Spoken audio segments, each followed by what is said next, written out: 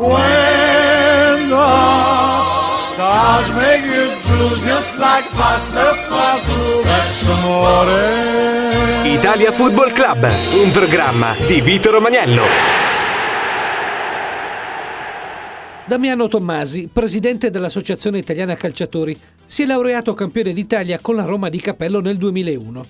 Nel 1996 ha lasciato la sua Verona per raggiungere la capitale e lì ha effettuato numerose scoperte, anche per il palato. Subito il passaggio dalla capitale, la cosa forse più sfiziosa che ho trovato è stato il gusto lì, il gusto di stare a Roma, e non solo dal punto di vista del cibo, anche perché dovevi trattenerti perché giocavi e sei in forma ancora adesso.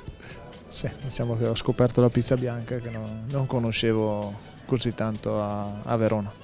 La pizza bianca è un esperimento che risale ai tempi antichi, a quando i fornai, per stabilire l'esatta temperatura per la cottura del pane, infilavano nei forni a legna un impasto di farina, acqua, sale, malto, lievito di birra e olio.